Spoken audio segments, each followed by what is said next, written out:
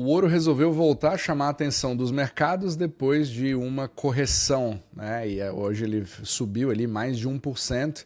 E no capítulo de hoje eu quero entrar um pouco mais nos detalhes dessa subida do ouro. Será que nós estamos voltando a ver, né, esse ativo fazer aquela subida extraordinária que ele fez desde o ano passado? E é sobre isso que eu quero falar no capítulo de hoje. Então vamos lá. Esse gráfico mostra que, primeiro a gente tem que ver a história do ouro nos últimos 2 anos, que foi simplesmente sensacional, né? Como sempre, a gente estava ali diante de um cenário de $2.000, $2.500 por onça, e aí nós tivemos um mega rally que não parava, né, de mostrar uma resiliência que chamou a atenção do mundo inteiro, de hedge funds.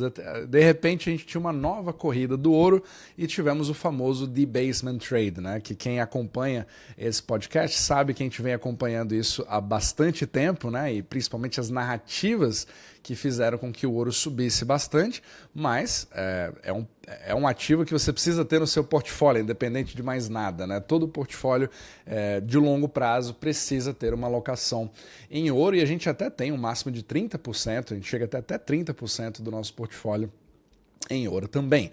E aí tivemos eu não vou dizer um crash, mas uma correção significativa, né? Porque chegamos ali nos 5.400, quase 5.500, e agora ele vem demonstrando uma certa resiliência ou talvez até uma nova subida, né? Voltando ali para os seus 4.100. Agora, o problema do ouro é justamente você tentar encaixá-lo diante de um fundamento específico. E ele é bastante perigoso, porque alguns vão usar o ouro como uma reserva de valor contra a inflação. E ele não é bem o melhor tipo de reserva de valor contra a inflação. Se você olhar ali CPI ou os valores de inflação, ou até muitos gostam de usar o M2, né? Apesar de que é bem controverso isso, eu já expliquei os motivos em outros capítulos, mas assim, é difícil você colocar uma correlação muito forte em relação a uma coisa ou outra, né? Inclusive hoje especificamente, que nós tivemos uma subida interessante, você pode até falar sobre o dólar, né? Geralmente no debasement trade o dólar perde valor em relação a bens e serviços ao redor do mundo, mas principalmente em relação a outras moedas também. Aí você tem o DXY, que em princípio cai, só que agora nós estamos vendo o contrário, né? O dólar ele vem subindo desde aqui de maio, já meio que se estabilizando com o DXY a 101, né? Não está nada extraordinário ainda, mas ele está com uma certa tendência de alta. Ao mesmo tempo, a SP500 continua fazendo as suas subidas, né? Agora teve uma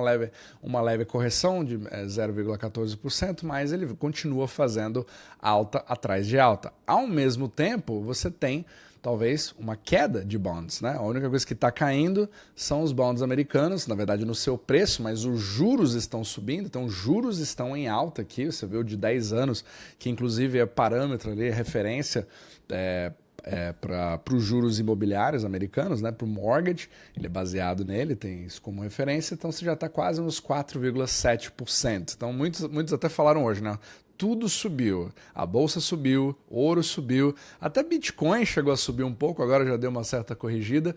Então assim, o que causa isso talvez seja uma das perguntas mais complicadas a serem feitas, mas a gente pode talvez fazer um link que te dê ali um pouco mais de perspectiva de por que liquidez é muito mais importante do que determinados fatores do mercado. Mas antes de mais nada, se você gosta desse tipo de conteúdo sobre liquidez global, o que de fato, né, faz com que os mercados subam e não narrativas de Twitter, você pode nos acompanhar aqui no Substack, né, onde a gente tem os mesmos vídeos do YouTube, mas sem nenhuma propaganda, e também em formato de artigos que você pode ler, ouvir no carro, mas principalmente os membros OmniMacro conseguem ver o nosso próprio portfólio, né? Então a gente faz atualizações, a gente coloca isso no seu e-mail para que você possa ter de referência também, mostrando exatamente como é que a gente segue os mercados, sem tentar prever o futuro, mas adaptando e se protegendo do risco. Agora, os membros OmniMacro Pro, eles têm acesso, além do nosso portfólio, a vários indicadores onde você pode ali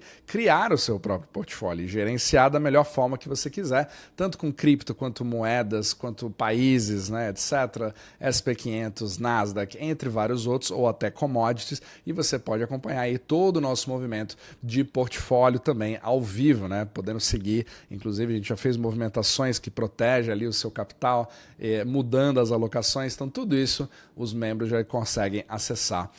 E todos os links estão aqui na descrição abaixo também, sem falar que a gente vai ter uma aula ao vivo agora nessa quinta-feira, onde você pode fazer perguntas diretamente comigo. Então, se você quiser se tornar membro OmniMacro Pro, você já pode fazer isso, ainda dá tempo. Então, todos os links aqui na descrição abaixo. E lembrando, eu também lancei um canal novo chamado OmniMacro, e se você morar nos Estados Unidos hoje, ou investir nos Estados Unidos, ou tiver a intenção de fazê-lo, aqui a gente compartilha estratégias para você poder fazer isso, reduzindo o seu risco, mas principalmente fazendo isso mais próximo de impostos zero. Mesmo, muita gente não sabe, né? Você usa offshores para fazer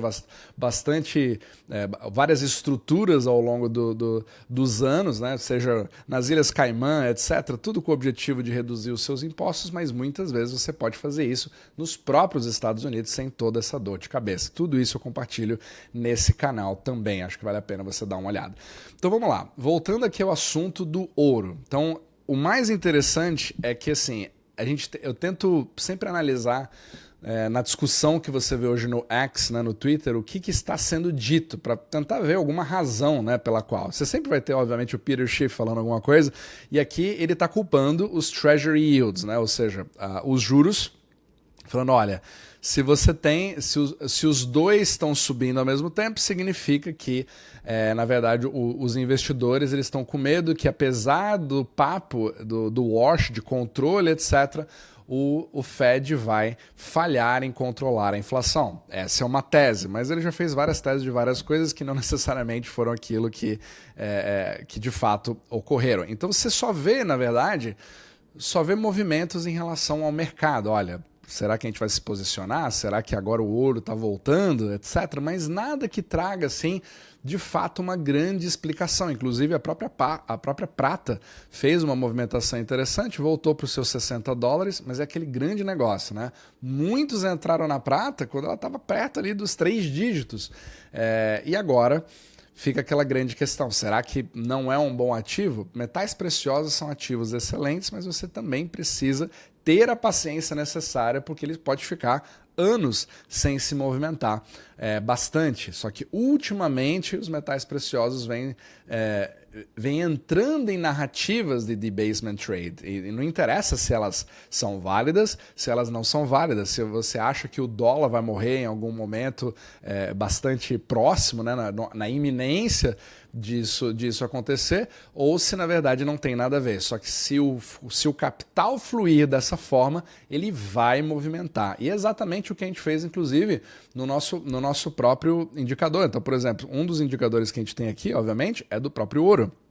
E se você olhar aqui, a gente fez, né, a gente acompanhou todo esse movimento, inclusive a gente ficou aqui, esse verde, né, onde a gente está bullish, ou seja, você coloca 100% da posição que você se estipular no seu próprio portfólio, e a gente veio pegando toda essa subida aqui desde fevereiro de 2024, ou seja, ele teve uma subida simplesmente fantástica e nós viemos protegendo os portfólios desde maio desse ano. Então o objetivo é não participar, ou participar ao mínimo desse drawdown e manter o seu principal, né, do que simplesmente caçar grandes percentuais. É um pensamento diferente e acho que vai fazer sentido para você também. Então a grande questão é, será que nós vamos voltar, né? Vamos deixar de ser bearish, voltar a ter um novo mercado? Só o tempo vai dizer, mas isso com certeza a gente segue, né, sem nenhum tipo de emoção os indicadores justamente para se proteger dessa forma. Então fica aquela grande questão, tá, Renaud, beleza, mas por que o ouro subiu? Será que ele vai continuar dessa forma? Um dos grandes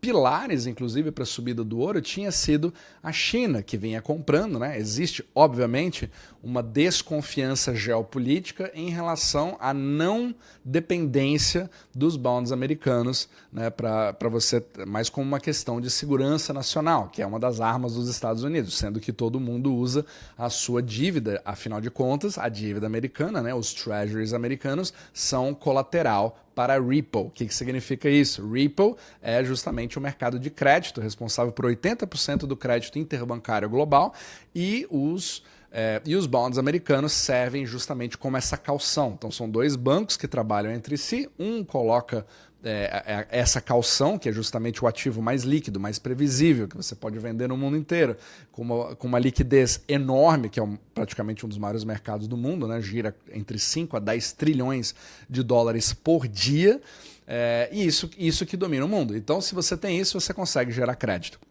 E aqui é justamente das grandes forças desse mercado. Então, a China, ela inclusive, a partir do momento que você tem ali determinados movimentos que são feitos pelo seu Banco Central, ela veio se tornando cada vez mais um pilar de injeção de liquidez global pelo PBOC, pelo Banco da China.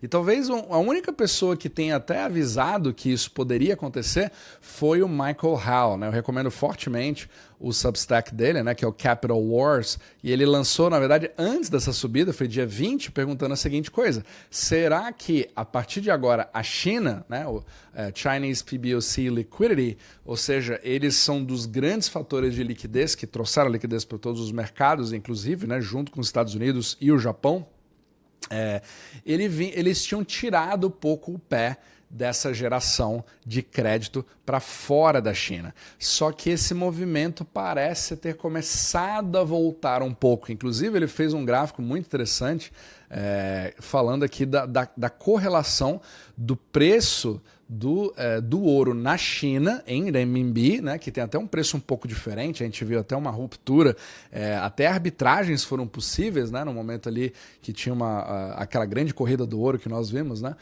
mas ele custava bem mais caro na própria China. Só que você vê uma correlação bastante interessante entre a liquidez gerada pelo Banco Central chinês e o preço do ouro em renminbi. E isso veio caindo justamente porque as injeções vieram caindo também.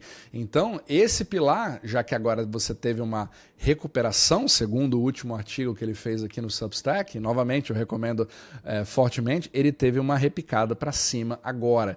Então, isso pode ter sido um dos fatores que trouxeram esse valor para cima, sem falar de toda a questão geopolítica, obviamente, da guerra do Irã, etc. Será que nós vamos ter o segundo estreito agora, né, que vai ser fechado agora, etc., com tudo que está acontecendo, preço do petróleo, incerteza, tal. Então, tudo isso dá uma certa... puxa um pouquinho. É exatamente o motivo? Nunca saberemos, porque o ouro ele é bem menos transparente nesse quesito, mas você consegue ver baseado ali em, pelo menos em indicativos de liquidez. Então, a gente precisa acompanhar a cena dos próximos capítulos e, com certeza, se por acaso nós tivermos uma reversão um pouco mais interessante, mais forte, a gente vai poder participar, obviamente, dessa nova subida.